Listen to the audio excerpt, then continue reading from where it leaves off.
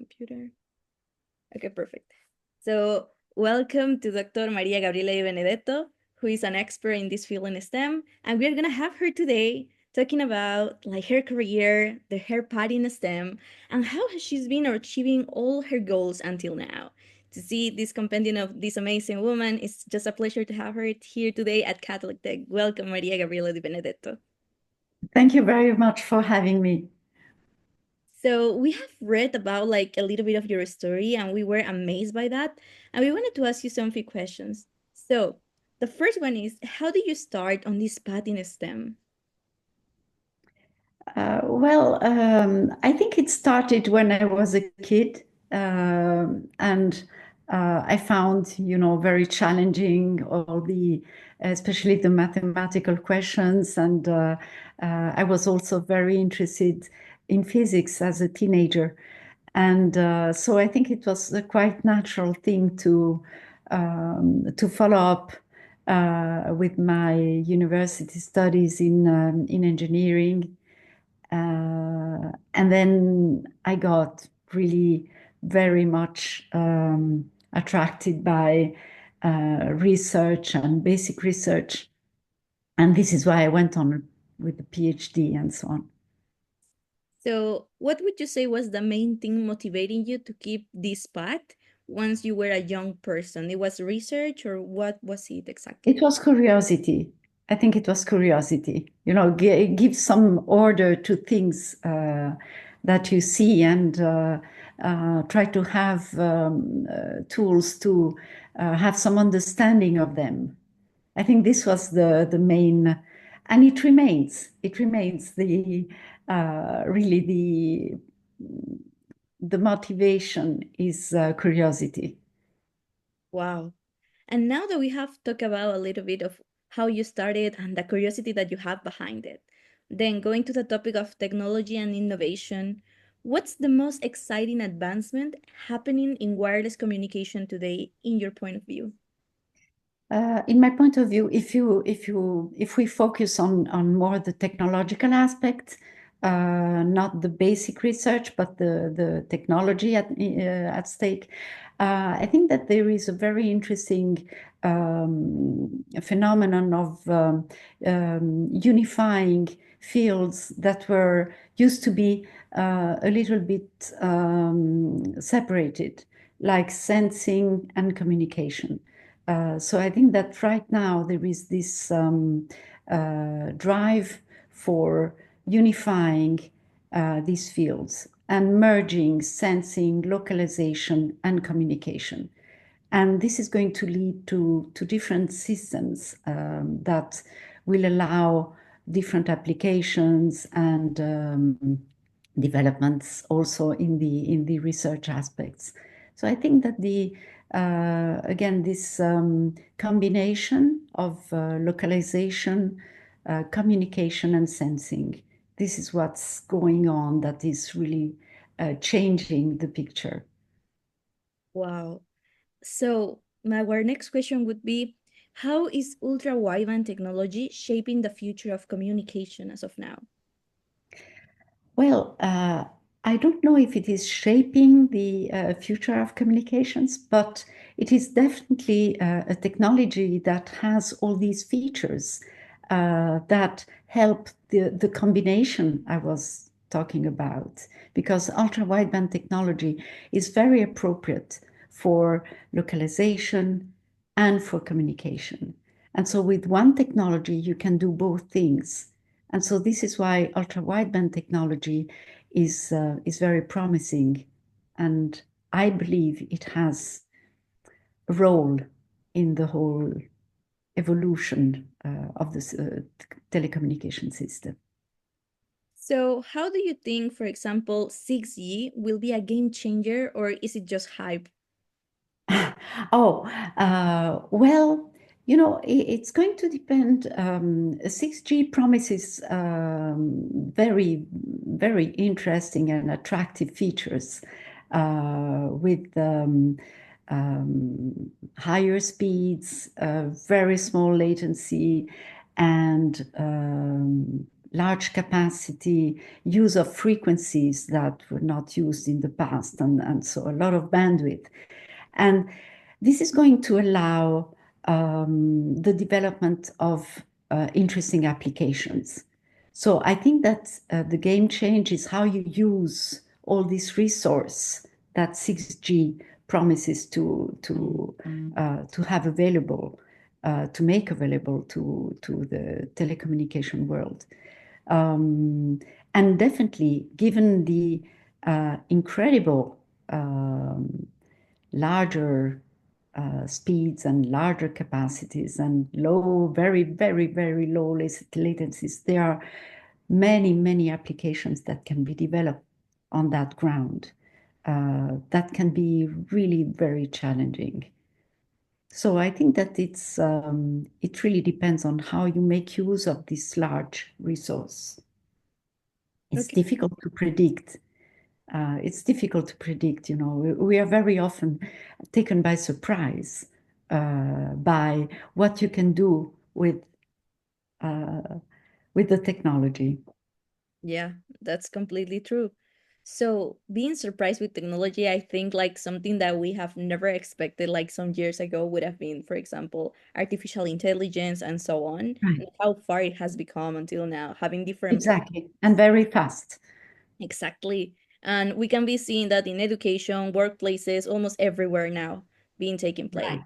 So, how do you see AI transforming the field of speech processing and audio engineering? Well, it has already. It has already. It has really taken many, many of us by surprise because it wasn't expected, that this could be even possible in decades or ever. Um, so it is already changing the field in a fundamental way because many researchers are questioning um, fundamental assumptions on how, uh, uh, especially on how we human function. So it is really mm, a big thing. Yeah, so from now on, in your point of view, also, do you think like engineering and technology can be a part of understanding deeper truths about the world? I hope so, because I don't think that you can bypass the problem of understanding things by just processing data. So I think there is a balance to be found. With the artificial intelligence method, the promise would be to better understand the system. But often these artificial intelligence systems function in a way that are not completely mastered, not completely understood. So it is difficult to have a feedback on the understanding of the physical system. So I think there is a balance to be found. Uh, and I also believe that uh, ignoring the understanding of the physical system limits the artificial intelligence method, that there could be a feedback in both ways. So it's a real fact. I mean, we need to find a way to have these two approaches, or how would you say, these two worlds communicated and communicating. Um, to have a better exchange. I'm still, as I said, I'm driven by curiosity and understanding. So I favor, I favor an approach in which I can go deeper and model what is being observed. Um, But I think that at the same time, artificial intelligence methods provide us with great, a great tool. We just need to better understand how to use it. That's, I don't know if I answered your question, but No, completely valid point, and I really agree on the point of having a clear communication with that and going deeper onto things.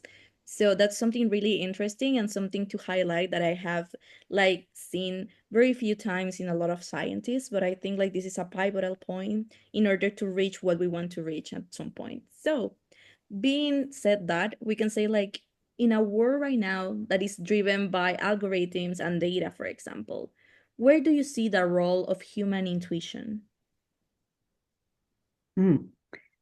human intuition. Um, Well, you still have in that specific world, because of course, in the field, I mean, if you approach things more with the physics approach that is trying to understand the mechanisms, of course, human intuition plays a role. Sometimes it leads you on the wrong path. So you have to also be careful to your intuition. But intuition has a lot to do with the curiosity that I was talking about before. Um, in the field of artificial intelligence, um, I think that intuition, or let's say this different approach to approach the system under try to understand the physics of the system that you are looking at. I think it can give an input.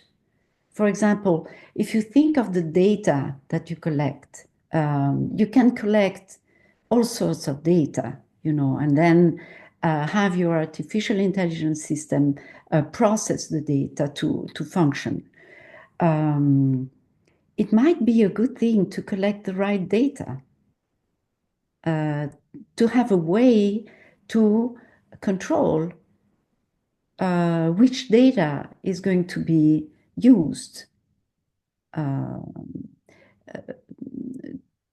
So I think that it comes back to what we were just talking a few minutes ago, having this both-way communication between the two approaches. I do believe that at some point you need to understand what's going on. There is also another reason, is that if you don't understand what's going on, things can go out of control. And maybe what happens is not really what you expected, and it could also be very wrong. Um, but if you rely on that system a lot, then the consequences could be unpleasant. So I think that in some way, keeping searching for an explanation is important. Definitely. Developing systems that you don't fully understand is troublesome in some ways. Is a little bit disturbing. So, what's one biggest challenge, for example, that you have seen in this field so far, or something that you may envision that may happen in the future? You mean in speech, Yes. in the field of speech? The brain. How does the human brain function? Are we statistical systems that from birth or even before birth start collecting information and data that is processed in a way we don't really structure? Or do we have, does our perception and um, you know mm, processing system functions in a different way. Do we structure things? Do we try to extract models from what we perceive? Or do we just make a big salad of it and then function by comparison? This is a fundamental question that is really at the basis of all what has been the linguistic theory for the last century, and that the new artificial intelligence systems, especially in natural language processing, are challenging. Yeah. So I think that this is where understanding how we understand, how do we create in our brain an understanding of things. Right now, for example, if you use ChatGPT, it's really amazing, right? I think everybody is using it and taking a lot advantage out of it without really knowing how it works. And my question, I mean, the question to myself, my curiosity is, how do we do it? Is the system doing it the way I do it when I understand a concept or when I create a linguistic expression? When I try to um, output my thought with a linguistic expression, is there a thought that can be created in such a system? Because the linguistic expression that comes out of the machine is not originated by thought. Or is it? Some people may think it is. So it's a very philosophical issue that we are coming to, because by the end, what I think humans want to reach is understanding of the world. And this comes to understanding yourself, how you function. How did I learn? How do I do it? How, when I talk to you, uh, how do I do it? I think something and I output this something with speech. That's a very I just predicting words without even realizing and putting words one after the other because it's the most predictable ones, or am I doing something else? So my the way I see things is that these two processes are completely different. I don't believe that we function as a statistical machine. I don't think so. I think that there is a part of us that's a part of the processing of speech that is based on a statistical prediction, but not the whole thing. So I do think that children, for example, when they learn, uh, they build reference models uh, about specific units that exist in their mother language that then make them capable of creating their own speech. That's a very thought-provoking insight. Thank you so much for sharing that. So now, having this question of mine and keep us wondering a little bit more of what's the future of all it all, like how will speech processing technology impact daily life in the next decade, for example? Uh, well, definitely it has already. Um, I hope it's not going to have, that there will not be, there can be also negative impacts, right? Like, for example, to master a language and to master it fully, to be capable of expressing your thought in a very precise and correct way is part of what we think a human being must be, right? It starts when you are a little child and it goes on through your adulthood. So I hope that these tools are not going to have a negative impact on the skills that humans have developed in centuries in expressing thoughts. So this is why I think that we need to find a good balance between things, because you cannot delegate everything. So you can delegate when you have this core that is solid. Then for question of time, you can, just use the, the, the processor or whatever it is. But I do think that, and this is what I've always fascinated me in speech, is that I think that speech is something that really characterizes humans in such an incredible way. The capability that humans have to express complex things, to express them in different ways, a new way every time, with different nuances. And so I really think that this is challenging. So in some way, I answered your question by saying that we need to be careful. But definitely, there are aspects that if you want to look at, think of more, applications and things like that. Natural language processing is now incredible, with all these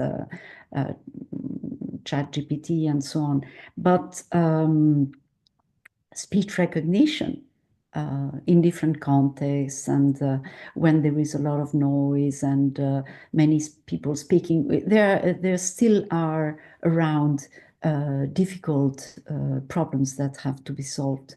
So if you can reach that goal, that is recognizing human speech, spoken language in challenging contexts.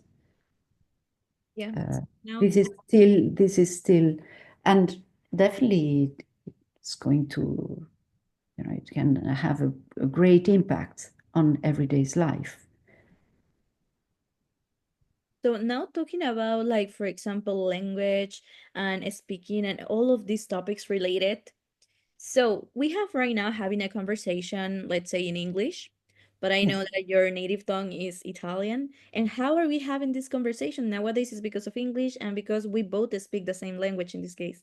But what would happen, for example, if you only spoke Italian and I only spoke my native language?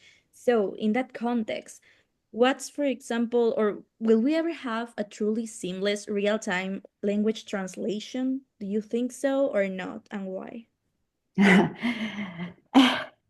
Difficult to answer this question, but definitely if you can have the system I was just mentioning, that is having a very reliable speech recognizer under difficult circumstances, because first you have to recognize what I'm saying, and then you can translate it.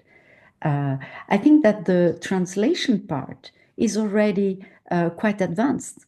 You have very, very good translators around. There are things that must be refined, and I'm sure that there is going to be other progress, and systems are going to be refined, and they will work even better than now. But the part that is still challenging is the recognition part.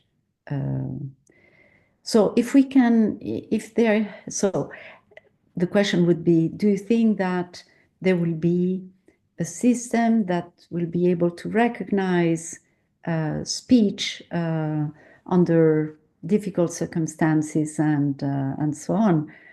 A few years ago, I would have said, I don't know. Now, I think that it is possible, that it is possible. It is possible. So, On written text, it's a different thing. On spoken words or speech, just natural speech, we need to still make some progress on the recognition part. so for example, seeing that, I'm seeing like, for example, because with security comes also insecurity sometimes in these systems.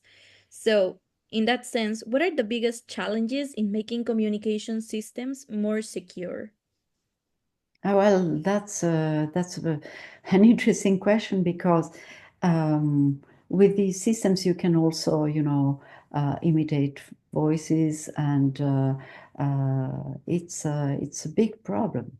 It goes back to the uh, how to control things, because it's not only to control, to make them secure. So that's I think it's a big problem because um, it comes back to the fact that it used to be, we used to speak already in the past, it used to be that speech was a human thing. You couldn't fool systems so easily. Even when many years ago, there was a lot of talking around speaker recognition, which is actually something that is not is not reliable, right? Speaker recognition, speaker verification, and we know why. We know why. So the system could not fool us because we knew why. But now uh, it's very difficult to control. Very difficult to control. So, how to give back this identity to people? Because you are stealing something that is very personal, voice. And you can do it. You can build up systems that imitate your voice in a way that you really are completely fooled by the system. And one thing is that these systems, as you call them artificial intelligence, there is the word intelligence in there. So we are trying to make them intelligent, and an intelligent object, the behavior of an intelligent object is to try to escape from manipulation from somebody else, even if the somebody else is a human.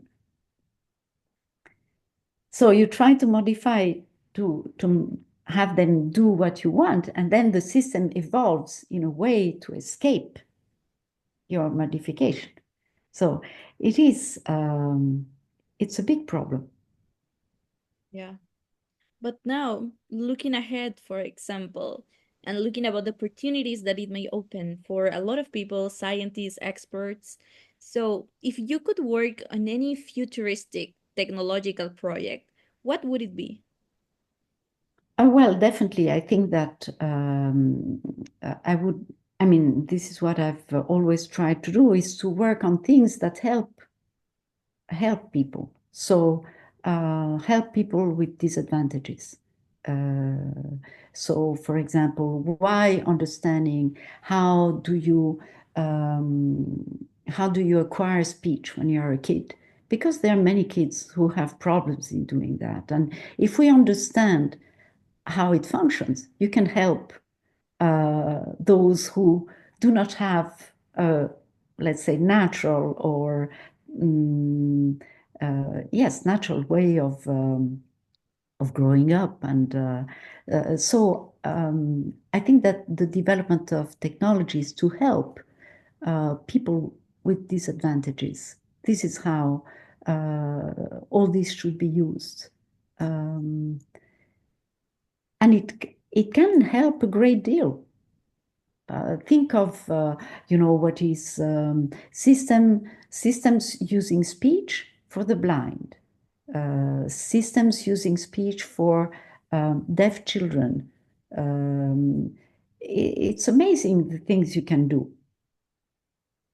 So there are some very positive developments that can be looked for. Not always the most commercial and money-making applications.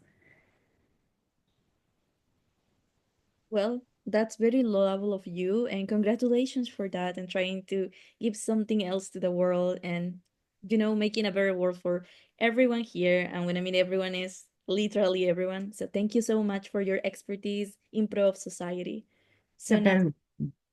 so now, saying about these things that are happening around the world with AI, with meat, for example, and all the uncertainty that we have. What's a common myth about wireless technology that you would like to debunk? Uh, Say it again. Yeah, sure. What's a common myth about wireless technology that you would like to debunk? I I think it's a very, very difficult, it's a difficult question. It's a difficult question. It's a bit too, yeah, I have troubles in answering this question uh, because I think it's a little bit too visionary, and I like to be more on the ground, like just concrete. Okay, so next question would be, what's one technology you wish existed but hasn't been invented yet? Oh, I didn't think about this one.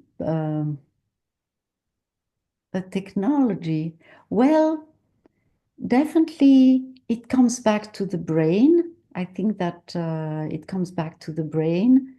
So, for example, when you think of so many people who have brain damages uh, because of accidents or whatever it is, and um, it becomes difficult for them to give commands to do things or to ask for something. And um, there are some first steps in that direction to try to output from the brain something that is an intention of the human to do something. So I think that this is an incredible, incredible thing to do. And there are some first steps in this direction. That is, how do we, in some way, uh, this intention is somewhere expressed physically in some transformation of the brain when you have the intention to.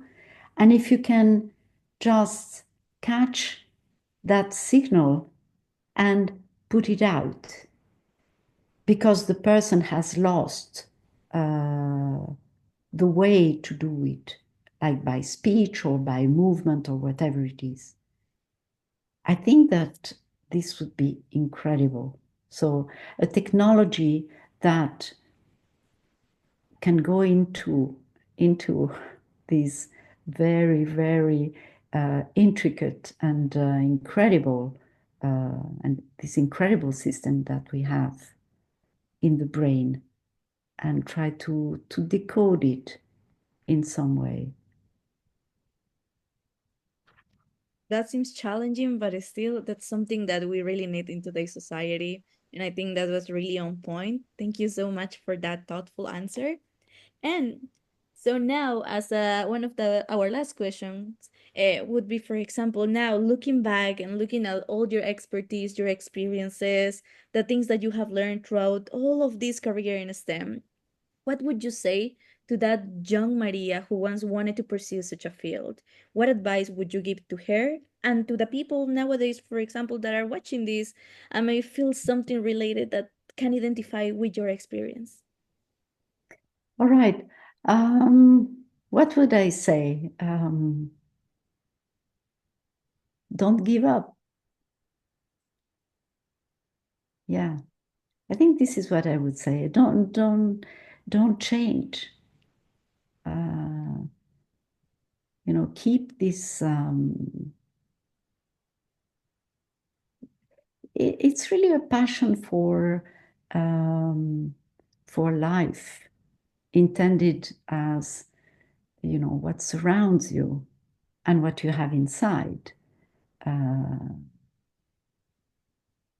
So I would say it's a difficult path because when you look for answers to fundamental questions, it takes a lot of time. It's not something that you will going to obtain um, in a short time. So don't give up. So, And if it is not you, it's somebody else who will get there, but you will have contributed to it. I mean, by the end, what you do through things must be something that is inspiring for yourself and for the others. It must be worth it, right? so thank you so much for your insights, your expertise, your time, and for giving out that hope and that encouragement to young people also who may be seeing this. Um, Again, congratulations for everything that you do and for that part of you that it's more, yes, related to STEM, but also related to humanity and trying to connect both. That's really Right. nice. So thank you for being an inspiration Thank for you so much. Thank you for having me. So have a good day.